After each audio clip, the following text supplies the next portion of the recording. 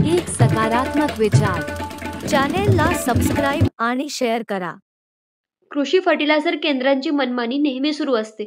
शेतकऱ्यांना नाही त्या भावात डीएपी, युरिया, इतर रासायनिक विकतात, परंतु गरजू शेतकरी काही करू पण शकत नाही, त्यांना ते विकत घ्यावेच लागते। युरिया जे 250 रुपयाचं येतात ते 266 रुपयाचं ते 500 रुपयात विकल्या जाते। आणि हा एकच कृषी केंद्रवाला नाही आहे, सगळ्याच कृषी केंद्रवाल्याचा हा विषय। शासनाचेच कृषी केंद्र गरजू शेतकऱ्यांना लुटणार तर शेतकरी कुठे जाणार? अचलपूर तालुक्यातील काही कृषी केंद्र मनमानी करत असल्याचे दिसत आहे। हे कृषी केंद्र शेतकऱ्यांना दुप्पट भावात युरिया, डीएपी विकत असून त्याचसोबत हे कृषी केंद्र डीएपीचे भरमसाठ माल भरून बाजारात डीएपीची कमतरता दाखवून जास्त भावात विकत असल्याचे देखील आढळले आहे। स्टॉक तर लय लंबा आहे, नवीनच पोते आहे, डीएपीचा स्टॉकही नाही आहे म्हणे सरदारचा। कुठल्या 100 पोते दिसून लागली, 100 जास्त आहे, तो अंदाज आहे तिकडे 150-200 पोते फुटले आहे म्हणे। पाहिजे फुटले असले तर देऊ नका, नवीन असतं बारदा नाही हा, काही चांगले द्या, फक्त फुटले नका देऊ आपल्याला।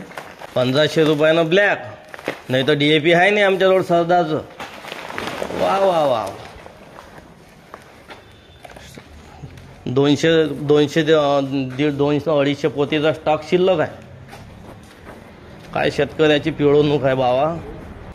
1350 रुपयात विक्री आहे, येत किती रुपयात असेल? 1500 रुपयात ब्लॅक नाही विकत आहे, 150 रुपये जास्त।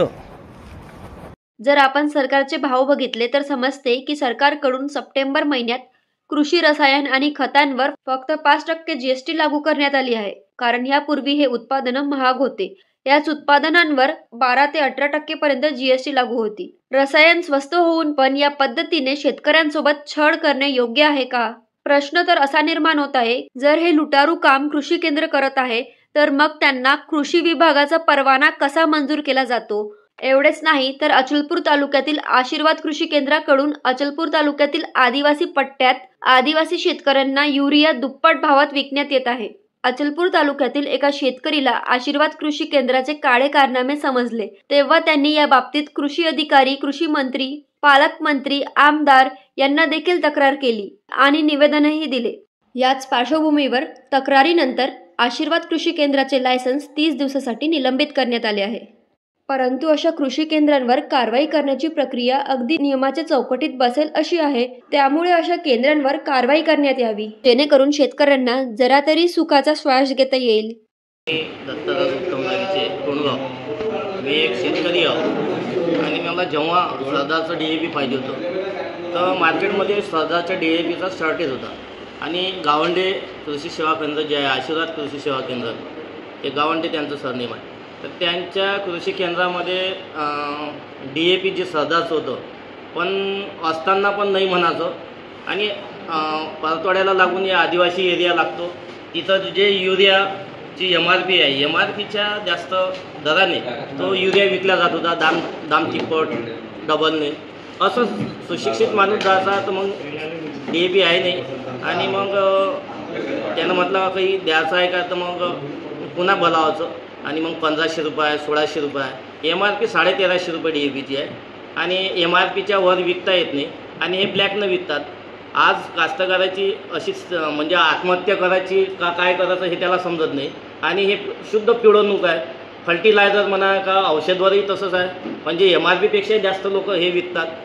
पण हे कुणी आता आम्ही हे पकडलं म्हणून दिसलं आणि कृषी अधिकारी, तालुका कृषी अधिकारी, ADO, आम्ही सातपुते साहेब जिल्हा कृषी अधिकारी यांना वारंवार निवेदन दिलेले आहे। कृषी मंत्र्यांसोबत मी बोललो आहे, दत्तामामा भरणेसोबत माझं बोलणं झालं आहे, त्यांना निवेदन दिलेलं आहे। बावनकुळे साहेबांसोबत बोललो, त्यांना निवेदन दिलं। बावनकुळे साहेबांनी कलेक्टर साहेबांना सांगितलं, त्यांनी मेल केला जिल्हा कृषी अधिकारी साहेबांना। हे सगळी 2 महिन्याची प्रोसिजर झाली। तो मस्त म्हणते माझं काहीच होत नाही, माझं सगळं काही सेटिंग आहे। आता सेटिंग कसं आहे, म्हणजे आज कास्तकाराचे दिवस हे आहे का 2 क्विंटल सोयाबीन होत आहे त्याला एकरी, आत्महत्या करायचा टाईम आहे आणि हे कृषी केंद्रवाले हे मनमानी करत आहे, बेभावात काही विकत आहे। वॉश मशीनवर याचे थंब नाही आहे, 1.55 टनचा त्याचा घोटाळा आहे। हे सगळं झालं, त्याच्यावर अजूनही त्याचं सील केल्या गेलं नाही आणि सीलच नाही तर निलंबित नाही करायला पाहिजे, डिस्मिस करायला पाहिजे लायसन्स। आमची हे मागणी, नाही तर आम्ही आंदोलन करू। आम्ही इशारा पण दिला त्यांना। आमचं 2-4-8 दिवसात आम्हाला समाधान झालं नाही. 2 महिने झाले मॅडम.